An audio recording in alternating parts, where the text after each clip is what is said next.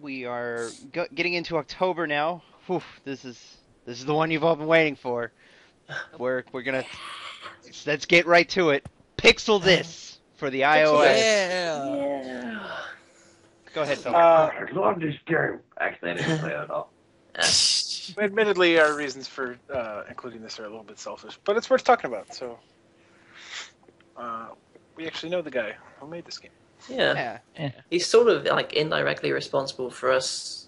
Everybody existing. knowing each other. Yeah. That's true. He- That is very true. Wow, that's funny. That's Yeah. 100% fact. He is responsible. Yeah. He was. I knew him before I knew any of you. Yeah, Yep. definitely. We're talking about Mark. Mark Brown. McBacon, British Gaming on Twitter. He's an editor at Pocket Gamer, I believe. Yeah. Yes. And he made a game called Pixel This for iOS, which is Picross. Because apparently there's like no good Picross games on iOS, except for this one, of course. Yeah. Well, when he discovered that fact, he was like, "Well, I have to write that wrong." Yeah, So- definitely. And he made a Picross game, and it's really good. It's Picross. What do you want? It looks nice. It plays nice. It's got some little DLC if you want to buy some more Picross puzzles. It's fine. Yeah, but it comes with like 60, I Yeah, believe. it does come with a fair few Picross puzzles. Which is very nice. Yeah, I definitely. Does it have any ads? I don't think so. No. I haven't seen. When you load it up, I'm not sure if that's like just a joke or he's decided that's the name of his game His company? It's questionable ethics. Yeah, I noticed that. And there's like a sprite of a bag of money on like. Yeah. Oh, that's great. Yeah, that is quite funny. I actually Matt said this about Brothers, but this is a game that like I went and checked out since our last podcast. So Nice. because it was free and it was on iPhone and stuff. And yeah, like Phil said, it's Picross. There's not too much to say about it, but I do want to say one thing. My dad happens. What? Nothing. My dad happens to be a giant Picross fan. He used to play. He used to play Mario's Picross for the Super Famicom, like on our TV, like all the time. He absolutely loves Picross, and he told me when Picross DS came out that he didn't care for it as much as Mario's Picross because his complaint about Picross DS was that he didn't feel there was a lot of artistry in like the actual like pixel making. In other words, the puzzles didn't really look like the thing they were until like it colored them in. Yeah. And I think that's definitely true of Pixel This as well. Yeah, definitely. Pixels is very like do the math than it is like, oh, it's a fish. Yeah. Like even with like regular Picross, like it goes and it fills it in. It's like, oh, okay, it's a cat. With this, it's like it goes and it's like, guess what it's going to turn out to be. Like it's just Yeah. doing it now. That was my only real complaint about it is that like it's very inconsistent on like some puzzles. The squares that you fill in are the thing, and then some other puzzles they're the negative space. And there was one puzzle I did where it was both. It was like inconsistent across the same puzzle what the black dots versus the white dots were, and that like it's still, and it's free, so it's hard to even complain about it. It's obviously far and away the best Picross app, but that was one little nitpicky complaint. Yeah, but I guess it means you can't play it like by eye. You actually have to play the game of Picross. Sure. So it's swings and roundabouts, and it was made by fucking one guy. So give him a break. Yeah, no, I'm not picking on him. I think he's done a great job. I just wanted to bring that up. Yeah, sure. Also, if I have to be honest, it was buggy as fuck when it first came out. It crashed all the time when it first came out, but he's fixed it now. It looks great. Yeah, I didn't have any of those problems because I just only played it recently. Yeah. So It's great. yeah, Thumbs up. Pixel This. Pixel this. That was it. That was the game of October. Okay, November. All right. Well, you can't skip We're over still Rogue gonna Legacy. talk about Rogue Legacy. All right. Let's just stop beating around the bush and Phoenix Wright. I don't want to talk about Phoenix Wright's Bush. We're We're talking about again. Well, then what am I Pokemon going to do with X this and Y. essay I wrote? Pokemon. Who's among what? Yeah. Boogeyman's. Pokemon I don't know this X and Y. game. Did a Pokemon Pokemon X and game Y come out came this out. year? I don't remember. Yeah, 2 of them. Guys, this is the first game on this list that I've played. Yeah. And we're 10 months into it. Yeah. Then, David, because you have been waiting anxiously to actually talk about a game you played. So Not really, but I'll throw in my 2 cents and make bad jokes as we all talk about it. Sure. Per usual. So what do we? Do you want to start off? Because this is going to be like just fucking 7 people talking over each other. that's I thought that I don't know. It was easy. It was like a beginner's Pokemon game. It was fine. It was all right. it. Definitely is. I didn't hate it. Coming off the heels of Black and White and Black 2 and White 2, it was considerably weaker in terms of both gameplay and how difficult it was, and the story especially. The villains were just weak sauce. So. Yeah, I'm not gonna make any fans here. I think Pokemon X and Y is kind of weak in terms of a Pokemon game. It is. Okay, I think it's middle of the I'm gonna agree, road. like, the in-game things, I agree with just about all of it. Like maybe like the only thing that's an improvement is the way experience gain occurs and experience share. Those are the only 2 improvements on the in-game side. Because the story is like super piss poor. I mean, like Pokemon was never exactly a difficult game, but this is Pokemon easy mode. Yeah. This is The sheer Pokemon by the number of numbers. catchable Pokemon in this game, even in the early stages of the game, is extraordinarily high. Catching Pokemon is extraordinarily easy, Plus, you get experience when you catch Pokemon now. which is very nice. It's baby's Yeah. first Pokemon game, is what this is. On the other hand, they have repaired the damage that was done in X and Y's wireless capabilities. You mean Black and White, but And Black and Rick, we're gonna fight about this until the end of time. Just because level 100 Zap isn't there, it's like, okay, that's the one thing. I think the fact that the Zap to 50, that you can just, boom, everything's level 50, Mm-hmm.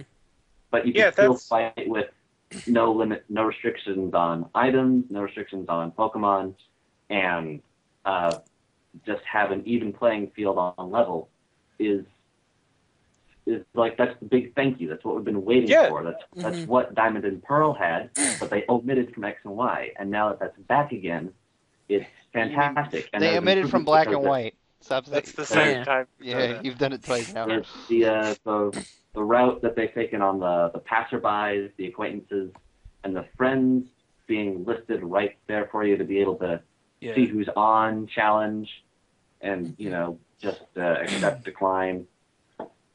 From trade. anywhere in the game, you don't have to be in a Pokemon Center. Yeah. Right. I The think player the- search system is probably the best feature. I was going to say the online stuff in general, I think, is really, really, really It's spot on in this fantastic, game. yeah. But, like, It's easily the best part. mhm. So, and the fact that, like, EVs and IVs are now, like, extraordinarily easy to do, that even a dumbass like me can do them. Yeah, Like, that was so, the main thing like, that. the in-game side, it is one of the worst entries. It's Like, it is rivaling Ruby and Sapphire for worst in-game side. But it is definitively the best for the wireless and competitive side of Pokemon. I think we need to pick a different word than in-game, because I mean everything is Like single in-game. player, I guess. Yeah. yeah, like As a Right. single player experience, I think it's one of the weaker ones. I think the story in general is just, it's barely there, and like it's barely there in Yep. other games, but like in Black and White, they had such a good story. And Black and White 2, like, while it wasn't as good as Black and White, the story was still there, and it was still enjoyable. It picked up, it continued. Yeah. It was still, In X and Y, it feels very much like, oh, well, we got to do this because the other Pokemon games did this. We got to have a Exactly. we got to have a bad guy organization because the other Pokemon Yep. games had a bad guy organization. We I'm have just to have so a sick villain. of team. Yeah, I'm just sick of team whatever. I'm sick of the get 8 badges. I'm just, everything just seems so boring and trite. It's like, this is what works, so let's not change any of that. We didn't But- need Like, the team flair. Honestly, I think it could have been a bigger threat if Lysander had just his head honchos and didn't have this nonsense about team flair and the people buying their way into being the the righteous or the chosen. If it were just this one person with just a few people he's personally selected, he'd be much bigger threat. That doesn't make for much of an RPG though. But I mean, the story made so little an impact on me that I don't even know who the hell Lysander is. He's the main villain. He's the guy I who looks don't like remember Alder. him. I don't remember him at all. Yeah, he's the main He villain. had One bit. He died. Team Flare sucks. Yeah. Yeah. We've spent too much Hyperagron time talking about them already. was disagreeing with us about this, like with everything else. But he said like it touched on some interesting ideas of like I forget exactly what he said, so I'm doing a bad job representing his words, and I apologize. But he said it touched on some interesting like philosophical ideas. I'm assuming he's talking about the idea that like of limited resources, because that's like really the only thing that I remember Lysander ever talking about, like that people will always fight over stuff, so he's gonna just like nuke half the world so that nobody fights over stuff. Yeah, he's gonna fight so that nobody fights. He's gonna fucking challenge you to Pokemon battles and fight people and blow up half the world so that there won't be any war. Yeah, Don't super forget, interesting, complex villain, guys. him doing kind of that a would destroy all Pokemon. Isn't that kind of a stupid thing to put in a Pokemon game? Like, I'm going to nuke the No, that Earth. raises the stakes. It's idiotic. It's so stupid. There are no stakes. Yeah. There's zero stakes. That's I like didn't if care. Bowser, you're playing Super Mario Brothers, and Bowser's like, I have discovered nuclear technology, and I'm going to blow up the Mushroom Kingdom. Like, it would be absurd. That's like how, fan fiction writers raise the stakes. Yes. The stakes in a Pokemon game don't necessarily need to be raised, No, they don't. They just need to be played with. And the other thing is that his super weapon that's gonna blow up, that's gonna kill half the people on Earth, when he does fire it, and like to be fair, it wasn't at full power, but he's like it has enough power for one shot, so like, I assume that's It doesn't even destroy a city. it goes straight up. It goes straight up in the air, comes straight back down, blows up the weapon and him, and it's like what. Why? Team Flare sucks. They were just so. Why did they Stop have getting Julie his pieces LaForge from- prizes? They were so obviously just there to be there. There was nothing to them. It's bullshit. Yeah, that. Like, sounds like a Wile E. Coyote trap. I didn't think about it that way, but now I'm going to think about it that way. Thank you.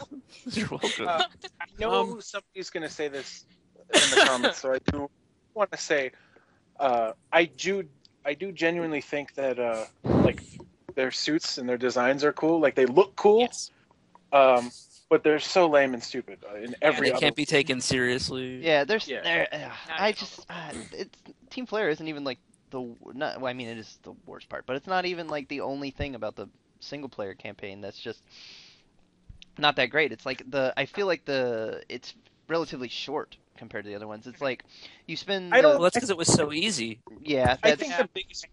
that's Part of it. that is the game's difficulty. It's just not Yeah. there. Yeah, I didn't get one Yeah. game over in this They game. definitely give you Yeah, every they- advantage possible. But I think the biggest flaw of the single player is like the pacing is just weird. yeah. The pacing's Like- really bad.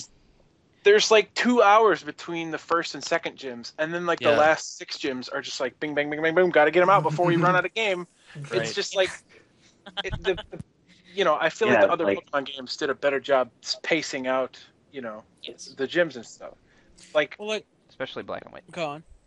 well, No, even you're in, absolutely right. Like if the pace that the game had kept early on had continued, it would have been a much longer game. But the gyms are just sort of like a side note. They're an asterisk. Yeah, and I'm so It's sick like of if you were arbitrary.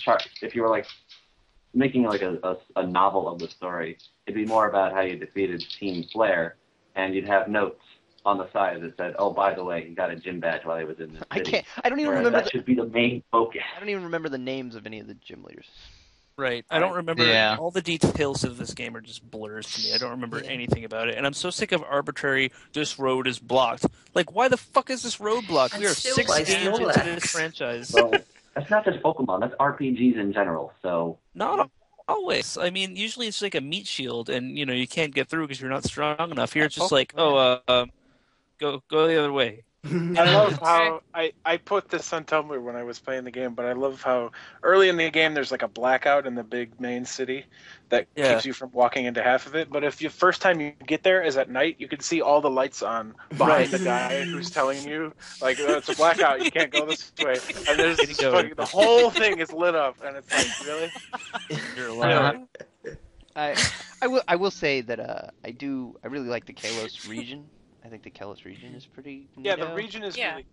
Everything about the game looks beautiful. Like, the various cities and the gyms especially, like, are really well put together. Yeah, but they really went out of their way to make, like, the gyms, like, really... Yes. For a Pokemon game, that is, where we've previously been restricted to, like, walking on a grid. They made the gyms, like, really, like, you're on a fucking sphere! Or, like, you know, you're in, like... a roller derby or whatever it is. Oh, yeah. So the rock gym was a rock climbing gym. Yeah, the gyms like are cool. Like the whole region is cool, and all the new Pokemon are cool. And it's a shame that the single player is it's so easy. It's so just boring. There's nothing to it. I wanted to say, like, the one thing that I did really like about, like, the single player campaign, if I can call it that, is, like, your rivals, like, your friends who, like, you run into, like, all the time. That I like, you know, that all of them are, like, on the journey for different reasons, and they all, like, you run into them and you feel like you're traveling with them. I thought that was done very well. Yeah, but I like that I had the option to have them call me Big B. Yeah. I was G-Spot. Yeah. Nice. I think that was done very well, but I think it's, like, the only thing that I could say that about in the single player. And it's not like the rest of it was done terribly. It's just that it was not done up to par, I felt. Right. I would say that even though it was obviously, you know, just for affection points, I really did enjoy Pokemon on Me. It's just the best time waster ever. I think that the stuff that they've added, like Pokemon on Me and, like, the whatever the other thing is where you can build, like, IVs and Super stuff. training. Super training. Yes. I think Yes, that's EVs. I think that, yeah, sorry, I meant EVs, but I came out wrong. I think that that stuff is really cool, and it does a lot to, you know, it's superfluous. You don't have to do it, but it's like, no, but it's how many years have we been waiting for a game where you could, I mean, Pokemon Nintendogs, like, writes itself. It's printing money, and they finally have given it to us. And, like, I don't, you know, it's not like I was chomping at the bit to, like, pet my Pokemon, but a lot of people out there are, I know. So I think that that's a really cool feature to add. Overall, I don't know. I think that there's a lot of stuff that I really liked about it. They really streamlined a lot of things, but this is the Pokemon game that, like, took me the longest to finish. Like, I took my sweet time playing it because it didn't hold my interest as well as, like, previous ones have. It took me a long time to beat it too.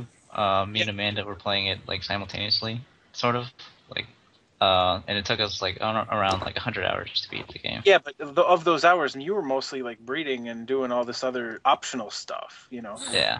I was literally just, like, playing the story, and it, you know, it's not like it's short. It took me a good, like, 25, 30 hours, but it took me, like, 2 months because I was just like, I guess I'll play a little more Pokemon. You know, I felt like I had to.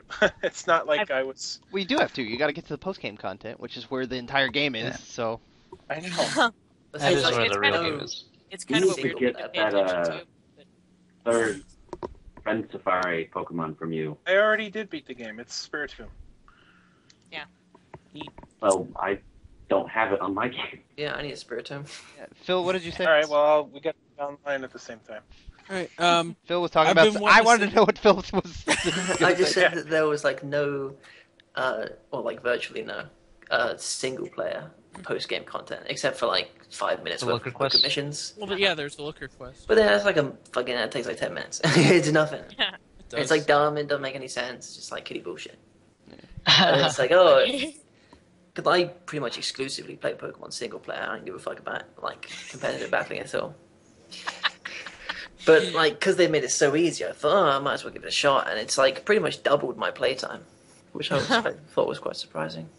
Yeah, because So the I entire guess game it is just... almost makes up for the lackluster single player with how easy they've made it to get into the multiplayer. Yeah, that's what they want. That's what the entire game is like leading up to. Just get, yeah, but get to it's the at the competitive expense shit. of the initial 50 hours of enjoyment. Yeah. Right. No, I agree. I play Pokemon for the single player as well as the multiplayer, and I think the single player just doesn't do it for me in this game. Just does not. It doesn't. It's I the same I old will shit say it's I've kind of a seen dumb thing to million pay times. attention to, but I really like how near the breeder's house, there's like this long road. There's no like Yeah. blockage at all. It's like Yeah, they they knew all- what you were going to be doing. Yep. You could just Well, fly to it's just they know. Lumios and go to the circle area in the center. I do that Yeah, sometimes. but then you have to fly. Yeah, too much work. Too many extra button presses. Yeah, but you have to fly to an area where you don't have to go back and forth. You can literally go in one direction until all your eggs hatch. That's like half the button pushes. Yeah. I wanted to say, like, earlier you guys were talking about, like, how they're basically keeping the status quo with, like, all the trends and stuff on the in-game, or on the single-player game. But, like, they did break a lot of trends this gen, too. Like, They did. this gen has the least amount of Pokemon we've ever seen. Previous to this, it was Well, Gen that's- 2. Wow, breaking new ground. Wow. Yeah. That's pretty Yeah. awesome with even The less least- new stuff. Right. So not only did they keep all the old stuff, they also added fewer new things. Yeah. So They broke the hooray. tradition of keeping tradition. Since you mentioned that they added the fewest Pokemon, let's talk about why they did that. And obviously the reason is Yeah. because they introduced Mega Pokemon. Yep. My thoughts on Mega Pokemon is that I think that this is an interesting idea. There are definitely, like, I see the value in it in revitalizing and making new content for old Pokemon that had previously become stagnant, and also using it as an excuse to no longer make new bullshit items for Pokemon that they decide it's time for these Pokemon to evolve, i.e. Electivire and Magmortar. Like, face it, if Mega Pokemon existed back then, Electivire and Magmortar would be Megas.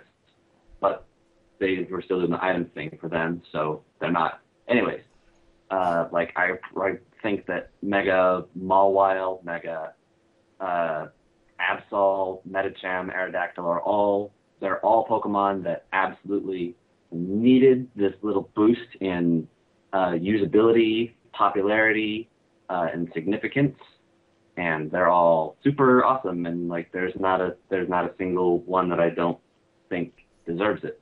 I think Mega Evolutions are dumb, and they should have just kept I regular. think it's a great idea to finalize that whole let's make a new evolution for a Pokemon that already exists. I think that's a great idea. I don't know how if this is how it works out in practice, but at least my idea in my head that I have is that people would think they'd make their team, and then everybody would, in theory, have one like Mega Pokemon that would be like the core of the team. Yep. Are they that overpowered where it's like you have to have a Mega Pokemon? It's just which one do you want? Depends. Oh. Is Some of this them Mega Or is it just Pokemon? like you can turn a shitty Pokemon into a sort of good Pokemon? Is this Mega Pokemon Gengar? That's the question. Yeah. It makes Pokemon that were already good and viewed very well competitively definitely overpowered, i.e. Gengar. Yeah. But it takes Pokemon that were definitely got no use or recognition at all and turns them into legit powerhouses. My Mega Mawile has taken out more than half of many teams I've fought, but I never rely on it. In fact, a lot of my team focuses on making sure Mawile never has to come out.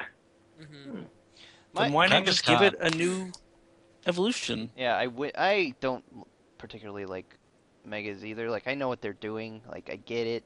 I've come to accept it. I would have preferred that, like, Mawile and Absol and whatever. I wish they would have just evolved instead of Mega evolved. And because it's like, do we really need evolutions for Garchomp? Do we? No, we don't. Oh Jesus Christ, no. And Blaziken? Do we? No, we don't. Yeah, Pokemon like Garchomp and Blaziken and Gengar and Gyarados were already really good without evolving again, you know. There were a couple Pokemon that were like, they're okay, you know, and now they're really good. but like fucking Heracross was already like a beast, and like he's even better now. It's like a lot. Kyle, you said you don't think any of them didn't need it. I think tons of them didn't need it. I think they gave them to the ones who were popular, which totally it makes sense. Here's my whole thing with the Mega Pokemon is like, I think almost all their designs are pretty cool, but I don't like them as a concept because they're totally like a marketing. I look at that and I see, kids fucking love forms and, shit like that. So how can we design an entire mechanic and give forms to as many things as possible? That's what I see that as. I dislike it because and I'm not saying that's what it is, but it smells to me very much like a purely... You see the potential of how it can become that. Well, it already is. The entire Pokemon Origins movie was one big fucking advertisement for Mega Charizard X. They made a whole movie about it. Yeah, I look at it and I see like, and I'm sure it's gonna work. And it had, that game sold like hotcakes. I'm sure that kids love that, and that's great. I don't have a problem with that move. I think it was a great business decision, but like I don't care about business practices. My whole thing is that my problem is not with what they're doing. My problem is with the fact that They gave it to the ones that didn't need it. No, it's that I've grown up. It's that I'm not their target audience anymore. They're being smart and catering to their target audience, which is little kids who love forms and mega evolutions and stuff. And that's wonderful. It's upsetting to me that I am not their target audience anymore.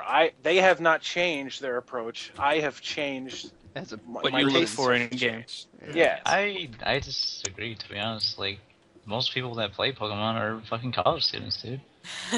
Yeah, but if you look at the actual game, they have changed practically nothing. Right. You're sticking with you're what's still safe. doing the exact same game that every other Pokemon game has done. Which I think... if somebody picked up this game and they hadn't played since Blue and Red, they'd be like, "Oh, why the fuck would I play this? It's exactly the same thing I played when I was a kid. There's nothing new." Just 3D models. That's new. Pokemon. Yeah, it's got low frame rate. That's new. I am happy that they did not do much to change the metagame. That makes me I think happy. they did a lot. They changed the metagame a whole fuck ton. What? I think Well, the I mean, metagame was changed they've despite the addition of a new type and despite the Very megas, Pokemon which, What? despite the megas, which are completely optional, Are they? they've managed to keep it fairly balanced, and I'm pretty happy about that. But I mean, there's some changes, but not anything that's not going to make it fair. No, Game Freak is always very good about keeping things balanced. They have been for all these years, and like even with the changes they made, as much as I don't like some of them, like the whole paralysis bullshit with like electric Pokemon and like Steel getting supremely nerfed. Steel is just not nearly as good as it once was. Like it's still ultimately balanced, with the exception of a handful of megas that are just way. But isn't that sort of the point of megas? Is that you pick your Pokemon? I don't think they are like, except for Gengar and kind of Kangaskhan, I don't think they are like end all be all megas. Like just because you have this mega doesn't mean you're gonna win unless it's Gengar. I don't know. I don't think I've seen a Mega Gengar take a hit. Yeah, like if you were like manage to like earthquake it because it doesn't have levitate anymore, then it fucking is dead. But it's still kind of only, not like, fun to play against. Weakness, though. Yeah. It's not fun. I mean, that was always regular game's problem, was that it was really frustrating. Hair Song and Shadow Tag is really abusive, so people are using that's what makes it not fun. Yeah, it's pretty much. But even then, it dies in the process. I've always seen Pokemon like that, and we've had ones before this that are basically like you can kill one thing with it. It's like a sure kill on one thing, but that's all you get. I never saw that as too broken, because being down one Pokemon doesn't guarantee anything. You can always come back from that. In fact, being down one Pokemon is the easiest situation to come back from, other than just winning.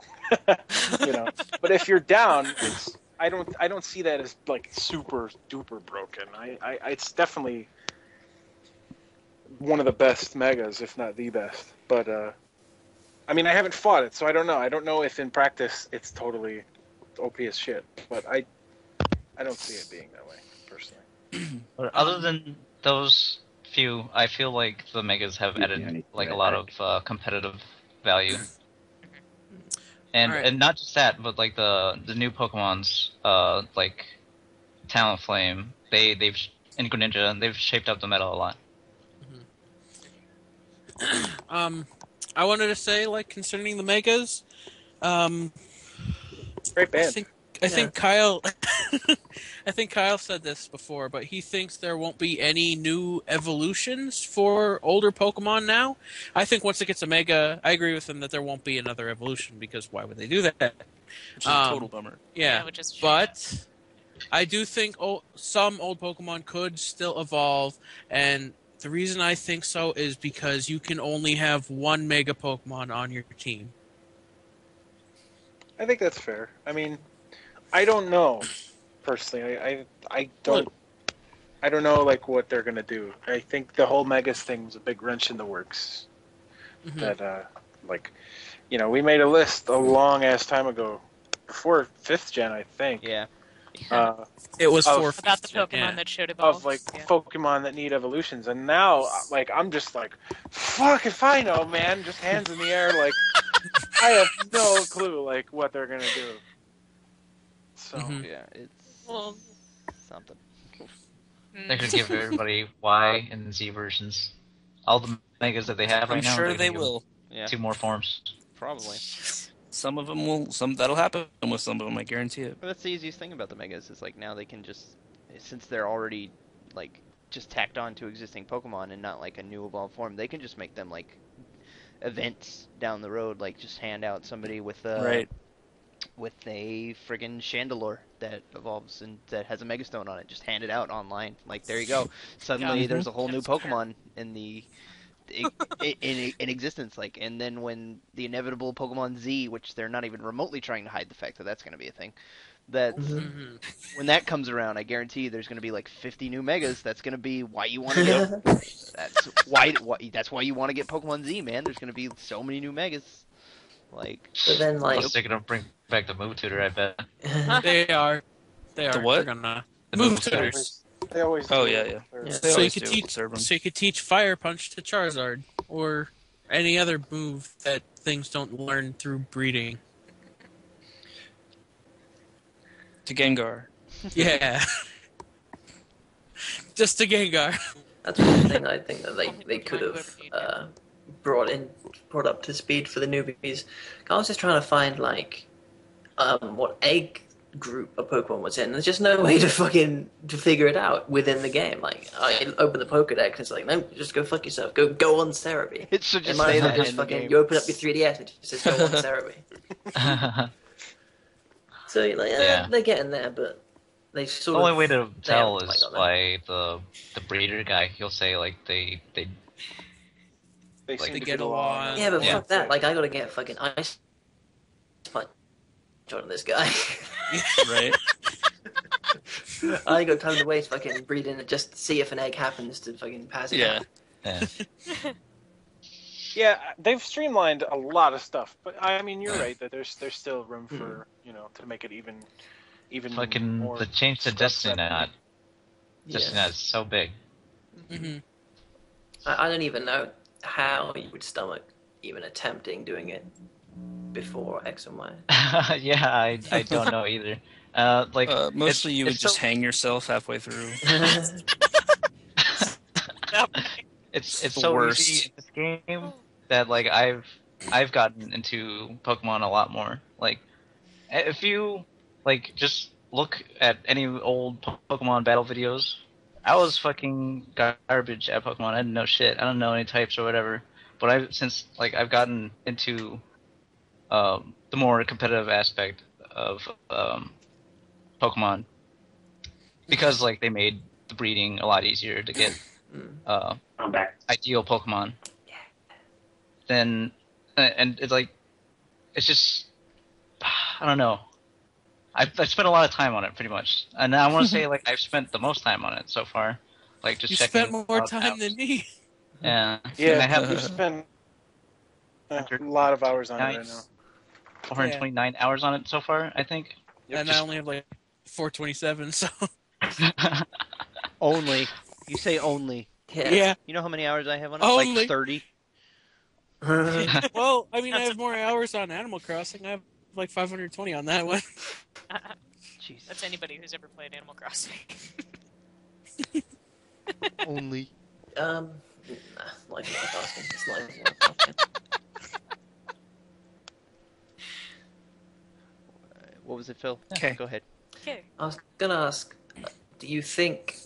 I was just first of all, I think that this is like the last Pokemon game that I would care to play if it was exactly the same as before. So my Yeah. question was going to be: do you think they will ever make a new Pokemon game that isn't like go to 8 gyms and also fight some team? But I know that it will never ever be anything other than that, so there's no point in asking. Come So on, I think Coliseum. this is so they sort of capped off like, yep, there's Pokemon, we've nailed it, Yep. and I'd like to see something new now. Maybe I- if I'd like make to a see them big- maybe like add gyms. Yeah, like maybe if there was like 16. Oh. I know there's one fucking Or go, one- go to each gym. I want to do something. I don't know. They just need to have an open world from the beginning, and things scale up as you scale, so that the first gym, no matter which one you tackle first, is right on par with whatever level you're at, and it just goes up from there. That'd be cool. Open world Pokemon. Yeah. Yeah. Like Grand Theft Auto. Yeah. But With with Poke prostitutes. No, no. All right. They're already Poke prostitutes. It's called Ditto.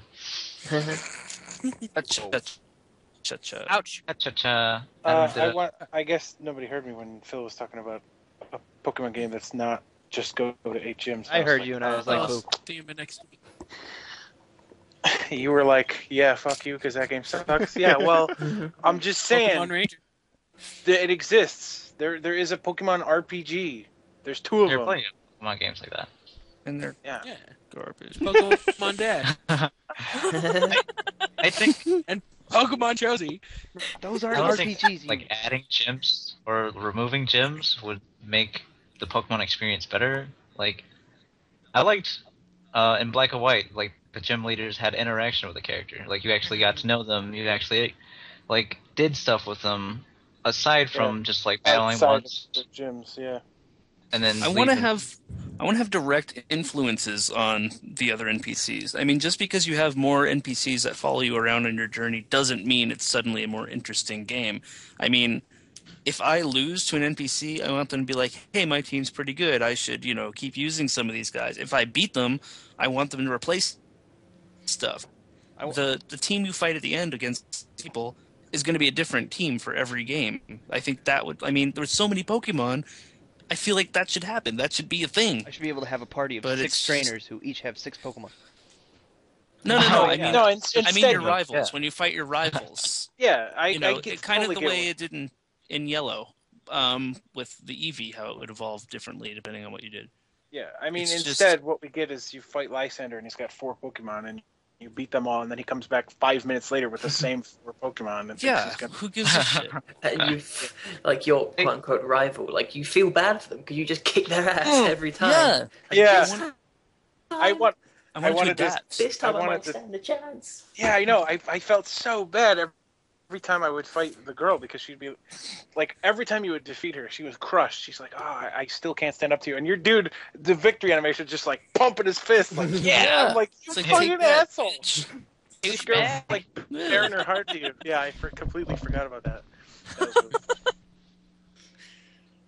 It's a stagnating franchise, and they need they're in a comfort zone with it, and something needs to change. Yeah. Or I feel like I've put enough time into Pokemon, and I'm not getting what I want out of it. So unless they do something new, I'm kind of done. I'm bored with it. Yeah, I know. I don't disagree with what you say. I think what Game Freak, like they weren't focusing on the single player. It's pretty apparent that was not the focus of this game. But it's like the whole game. You can't just not focus on it. That's what the entire game is. Yeah. I'd imagine like they spent most of their resources and time just like coming up with the models and animations and stuff. Like I think that's what they did, because there's no single player. Like there's none. To be honest, like let's just be real. There's none. Yeah. So I'm expecting maybe Pokemon Z will have like a better story, but it's not gonna be like totally different. It's not gonna. It's gonna be like the best version of this story, except pumped up more so that it's a better story, because they'll actually have resources going to it, because they already have the models. Speaking of models, it kind of bothers me that Team Flare has models and Elite Four doesn't. Yeah. They just had portraits. Yeah. Yeah. That should be the opposite. Team Flare should be the only one. Not even Diane said. Yeah. That's like how much of an oversight the whole gym system is. Yeah, exactly. It's just such a legacy feature, but it's not a feature. It's the entire fucking game. Right. Like when you're the entire game is an oversight. There's something wrong. It's an afterthought. Yeah, the game is an afterthought. Pokemon X and Y, an oversight. It's dawning on me that we're gonna make a lot of enemies with talking about Pokemon X and Y here. I mean, we're not saying they're bad games. They're just like weak compared to the others. Yeah, they're so middle of the road. Like Ruby and Sapphire were weak. They're so middle of the road is. That's what I would call them. I don't think they're weak because I mean it's Pokemon. It's Pokemon by the numbers. That's what it is. Yeah. It's make a Pokemon game, shit it into stores, there it is. But like everybody else said, they put a lot of effort into the metagame. The metagame is still just as good, if not better than it ever was. So like the competitive thing is still there. It's still great. It's still Pokemon, it's still good. Okay, so don't flame us too much. Just we don't think as a single player game, it's just lacking. That's all there is to it. Yeah. It's not It also I can take it. Flame me personally if you're gonna flame me. In a year of so many great 3DS games, it was kind of a shame that Pokemon X and Y, as the single player experience that I experienced it as, wasn't one of them. So yeah. Although it does have like the best and worst feature of any Pokemon game, which is Wonder Trade. Yeah, Wonder Trade. Yeah. Yeah. Wonder Trade is pretty amazing. I've gotten many competitive pokes off of that. I've gotten It many. was definitely very useful early on in the game. Yeah. I've gotten many a spew paw on there. Yeah. If you ever get something from Germany, it will be shit. Like the Germans do not give out good Pokemon. Or Shisa, they might say. Yeah, I got fucking, I think it was a Patrat or something from Germany with 3 0 IVs. Well, see, like, what's interesting about Spupa is I would go through the trouble of keeping them and evolving them, because then you get a different Vivillon, maybe. Josh, I really didn't mean to turn this conversation into one about Spewpaw. Vivillon? I was just making a joke. I know, I that was is the pretty joke, because I'm pretty sure it's Vivian. is it? I thought it was Vivillon. No, I'm pretty sure it's Pavilion. Because Papillon is French for butterfly. It's Vivillon. Alright, then I'm an idiot. Oh, okay. It's Vivillon in Japanese. Vivian. Vivillon. No. Battle Maison. It's Croissant. gonna be Bibillon. Oh, Anyway. offensive. I think all the gym leaders should just surrender because they're from France. But then so are you. You're right. That's the so are easiest they. joke you could have. Yeah, it took us 43 minutes That's to why make the it. game's so easy, of course. It's France. Pop. That was bad. What do you think? Is that all I've got to say? I think Drake said everything I care to. Yeah, I'm done with I don't know Pokemon. if you guys Probably had would you mentioned say it. it's like the best multiplayer of any Pokemon? Oh, it must be. Just the Wi-Fi features alone are so great. I won't say it's the best. Yeah. But the I worst. think that aspect of it, they've streamlined so much that it's like, if you're not gonna get into competitive Pokemon now, you never are. You know? And you so better like, fucking get into it because there's nothing else. yeah, that's the flip side of that coin is that like to the detriment of the single player. Yeah. So it just depends what you enjoy most out of Pokemon, I guess. Because to me, it's like two separate games. It is, and I always, not always, but since like 4th gen, I've cared a lot more about competitive play than I have the single player campaign. But that doesn't mean I wanted them to like acknowledge that, no, you don't really care about the single player campaign. So skip right through this. Yeah. I still enjoy. I don't know. Middle of the road. Can I say something? Go on. No. Alright, okay, I won't say anything then. No, of course you can, man. Okay, I want to just talk about one of the best features that they added in this game. Fucking Friend Safari. Friend Safari is so ingenious. All you just add all your friends or whatever, and then you get like a different type of Friend Safari. Friend Safari. And then each Friend Safari has like 3 Pokemon, and like they have like a higher chance of shinies, hidden ability, and like you can go into them with your own Pokeballs, catching them with your own Pokeballs and stuff like that. All that is so awesome. Yeah, like they really went full force with the. I guess because didn't it release on the same day all over the world? Yeah. Oh yes. Yeah. So like the social aspect and the multiplayer is really good. Yeah. Yep. Even though I have like the worst Friend Safari ever. What? You have Gotharita in it too? You need more friends. I have Trapinch and Dugtrio, which you can catch anyway in the same area. I needed your Dugtrio though. I needed your Dugtrio, man. I needed your Friend Safari. I got Breloom from Kyle's Friend Safari. And I got a shiny Grumpig and a shiny Meowstic from... No, it wasn't a Meowstic. It was an Esper from Matt's Safari. Yeah. Oh, Nice. you're welcome. Nobody wants a shiny Trapinch. Nobody wants a Trapinch. Hey, Bunch of Flygon's people awesome. Yeah, it is. Yeah, but he doesn't have a Bunch of Mega. people Doesn't got matter. Dittos. Hey, 5 Mega 6 Pokemon on the Trapinch. team won't have a Mega. But they all, man, but he's they a dragon. could, I don't depending care on about dragons who you anymore. made. Oh, you can like psych them out. Have 6 Yeah, Pokemon. that 6 can be Megas, Gengar. And they were like, which one is it going to be? Gengar. That, It's Gengar. Yeah. that is Ends up- actually It's a Ampharos the meta. entire time. Because there's no like team preview. Oh, no, there is a team preview. Excuse me. You don't see items, yeah. Yeah, you don't see items. So like if you see Gengar and Charizard on the same team, it's probably gonna be Charizard unless they're an asshole. It's probably gonna be Gengar. But it still can't throw you off if they have like multiple Pokemon on their team that are mega-able. I.e. Zerberus. Yeah, Zerb does that quite a bit. How about More 6 like every Charizards? time. I'm halfway there, David. If you have 6 Charizards, have fun with Stone Edge. Or, Yeah. no, sorry, Stealth Rock. Well, have fun with Yeah. Stone Edge as well. Stone Edge as well. But Yeah, your statement wasn't wrong. It just wasn't what you were looking for. it wasn't as right as I wanted. Yeah, it to be. exactly. Anyway, I'm done talking Anyway. about Pokemon. Let's talk about something else so we Yeah. can get Let's move through on. this. Yeah. Rogue Legacy, talk about it, Don. I didn't play it. Alright. Rogue Legacy is a roguelike platformer game. But I want to say it's not too roguelike, because like you actually keep progress between like your deaths. Are the levels randomly generated? Yeah, the levels are, I want to say, procedurally generated. They'll have like different sections.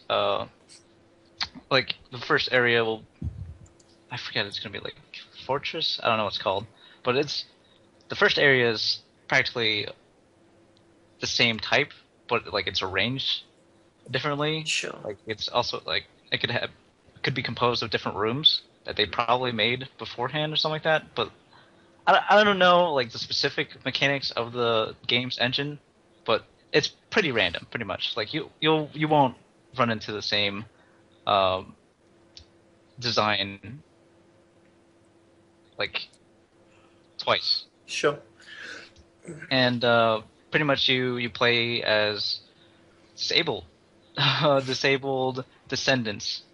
Like every time you die, then you'll have like a different disability. Like you'll be stereo blind, so like when you go left or right, your you're like two-dimensional, sort of like Paper Mario, or you could be like far-sighted, so like it's blurry around your character, but like it's totally clear everywhere else.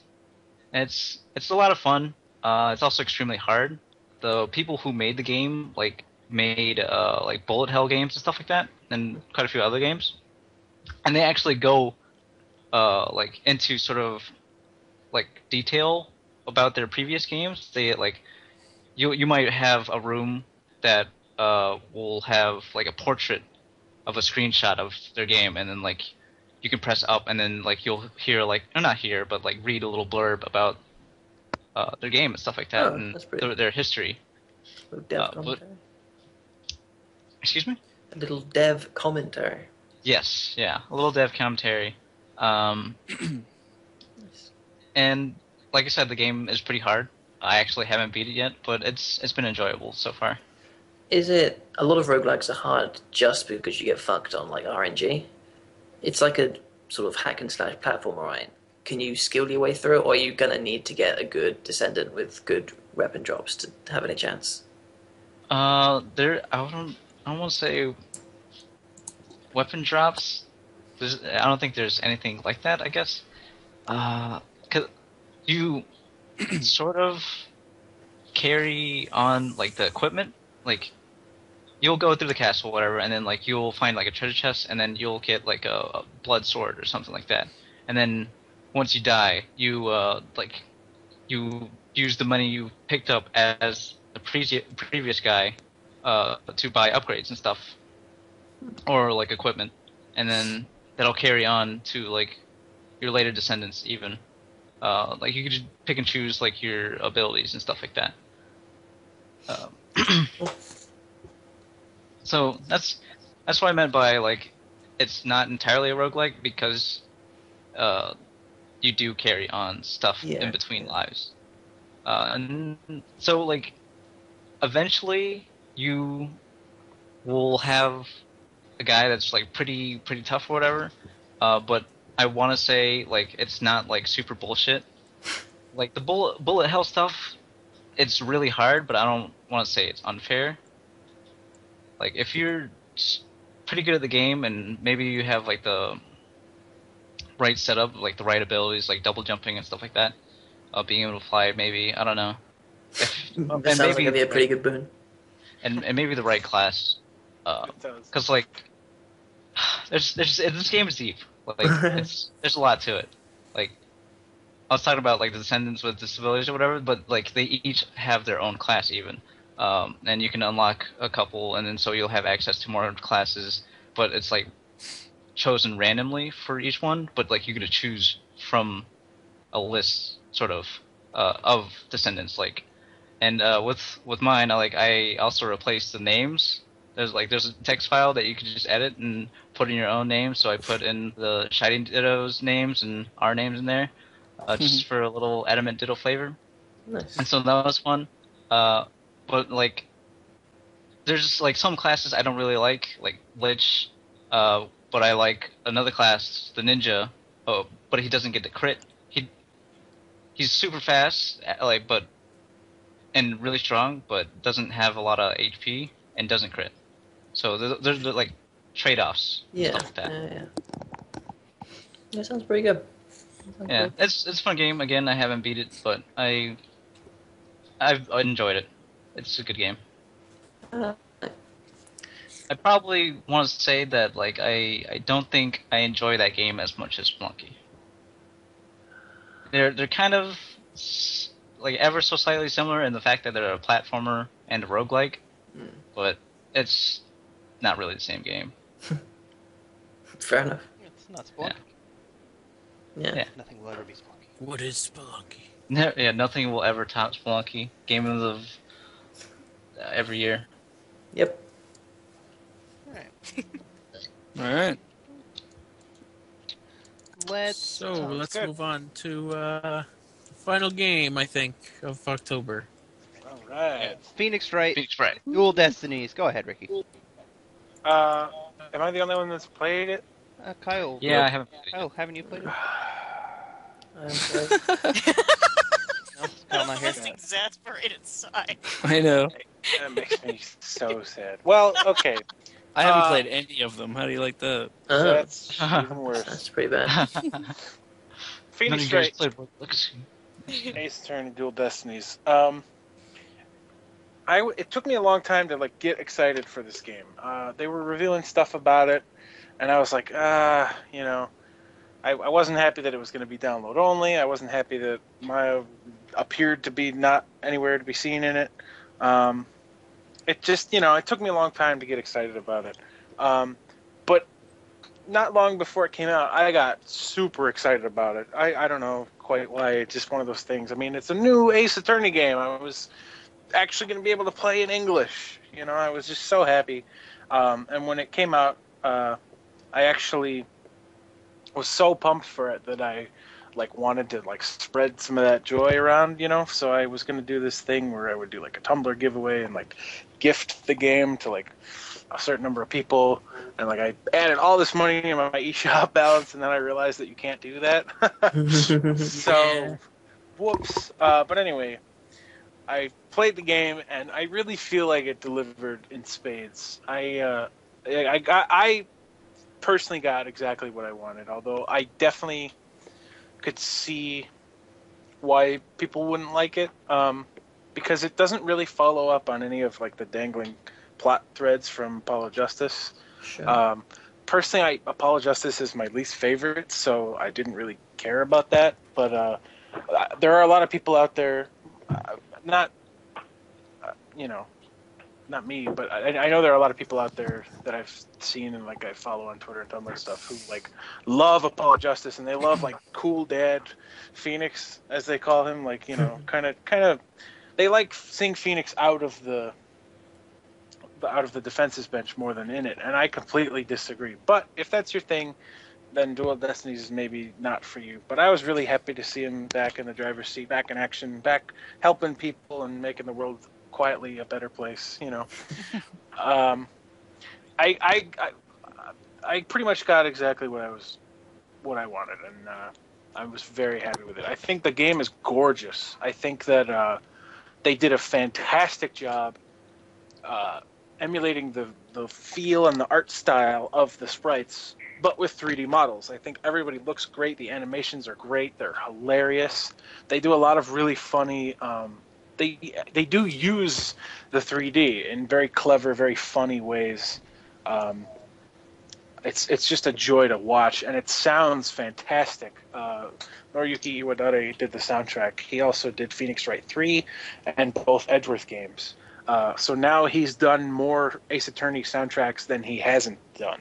So, and I'm fine with that. I think that he's actually outdone himself this time. I think the soundtrack is phenomenal. And it sounds better. You know, all the samples and stuff are higher quality because the system can do that. So it just sounds great. It looks great, and I think it plays great too. They've streamlined a lot of stuff. That's kind of my word of the night, it seems. But they've made stuff a lot simpler. When you're investigating now, like if you can click on something, there will be a red circle. So it's not like a pixel hunt anymore, you know.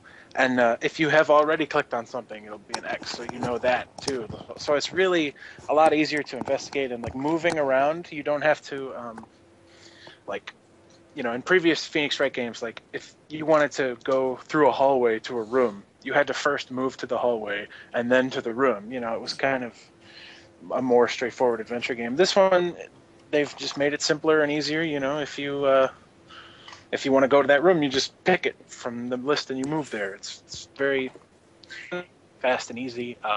And it, like I said, it removes a lot of the pixel hunting, but it does also mean that, like, if there's a room and there's nothing in it that you have to investigate, you just won't have the option to examine anything. So that's kind of, I don't know, disappointing feels like too harsh a word, because it doesn't really bother me that much, but it is lacking. You know, it's something that... Yeah, can you investigate stuff that doesn't directly influence the case? Yeah. Like, can you just, like, look at a stepladder? Absolutely, you can, but, like, only if it's in a room where there is something that you have to investigate. I see. If that makes any sense. Yeah. And yeah, I mean, such a charm of the game is the dialogue between characters when you're just examining the non-important stuff, and there is a lot of that still there. It's not like they've stripped that out. It's just that they've kind of, you know, there's some scenes in the game that only exist for you to talk to somebody. You can't actually examine things there, and that's kind of a little disappointing. Again, that feels too harsh, but you know, it is what it is. And they did. My one complaint that I do have is that they did strip away a lot of the like fun, like touchscreen stuff from Apollo Justice and the Edgeworth games, where you actually get to do things. There were a lot of points in the game where it's like, you know, we have to put this statue back together, or we have to, you know, do some other thing. It totally sounds like something that you're going to get to do on the touchscreen, and the game always just does it for you. You never like.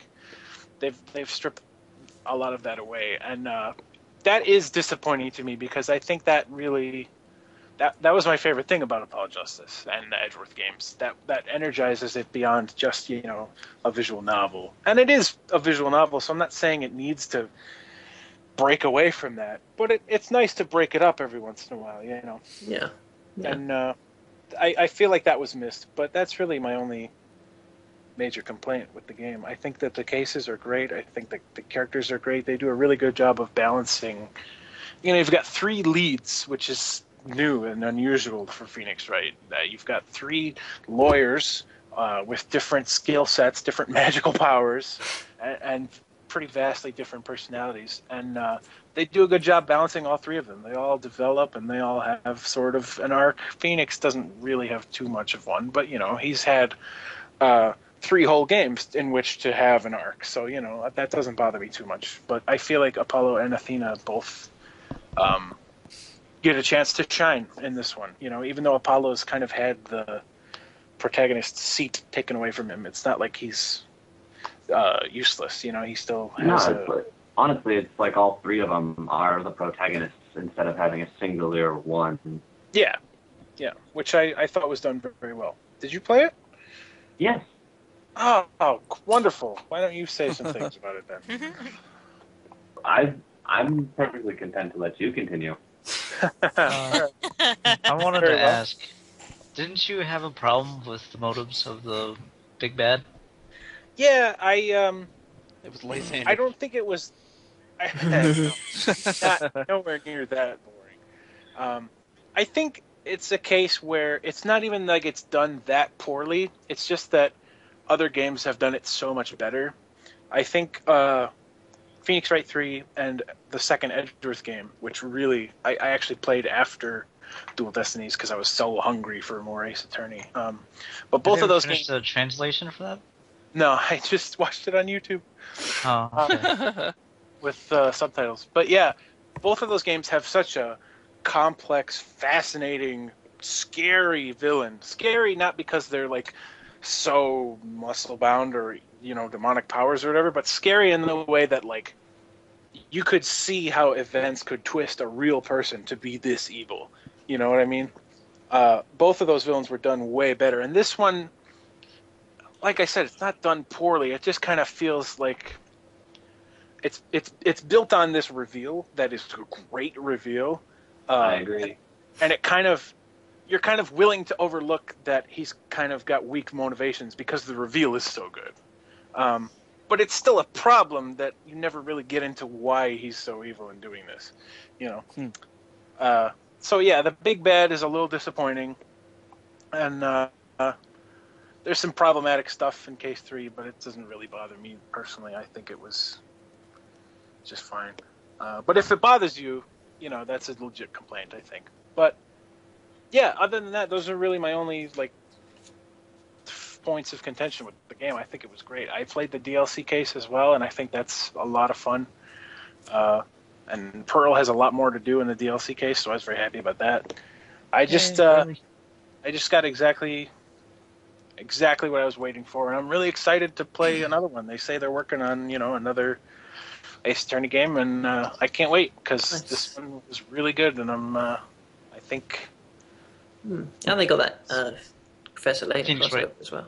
Yeah, I'm really excited for that one too. Although we still don't have like a U.S. release date? That kind of worries me. But I mean, they're translating it into English, so I would hope that they would just release it here. Why wouldn't They're they? gonna just release screenshots and never release the game. Just gonna release on YouTube. Yeah. Let me say just two things about it. One thing that I really, really, really enjoyed about it, and one thing that I really, really wished they'd done more of. The one thing that I really enjoyed was them retconning Black Cyclops, so that they're not just eerie Black Cyclops. They didn't really retcon them so much as they... I feel like they were vague enough about it in Appellate Justice that they could kind of come up with an explanation later, which is basically what they did. I don't know that they completely, retconned it. But yeah, I liked that a lot too. But they brought back Cyclops and they gave a justification, rather than just being, oh, the big bad has these big black Cyclops you can't unlock. Yeah. No, I thought that was done very well. I've seen people that thought that took away from the mystique of the big bad's Black Cyclops in Apollo Justice, and I completely don't agree. I never saw that as a big mystery about him. I saw it as lazy writing. So that they've taken it in this one and expanded on it, I thought was great. Yeah. That said, the only thing that I really wish that they had done more of that was, I wanted more Magatama. Yeah. Magatama literally gets used, 2 or 3 times? They definitely, in struggling to balance the 3 protagonists, they definitely only used the Magatama and the Apollo's bracelet. They only used them a couple of times each. But whereas we used Athena's, every case more than once. Yeah. I mean, that's definitely true. But I feel like they want to push the new mechanic. So that I didn't have a problem with that too much. But I'm with you. I could more Magatama and more perceiving wouldn't have hurt it. Yeah, because and by the way, having finally being able to use all 3 of them on the last case was done so extraordinarily well that I got really excited. Oh yeah, I got really excited once I finally was using the second one. I was like, yes. That whole denouement of the last case is just phenomenal. So, sorry. I was just gonna say no spoilers, please. No, I'm trying very hard. Phoenix dies. No, he gets reborn. Yeah, exactly. I'm not saying how or what. Yeah, All right. Can't control it. Yeah. Something else. I'm thinking you guys think it's a spoiler, and I'm thinking, yeah, you think that they weren't going to do that. Right. They've got all these 3 abilities. All 3 of them are behind the bench. Let's use all 3 of their powers, please.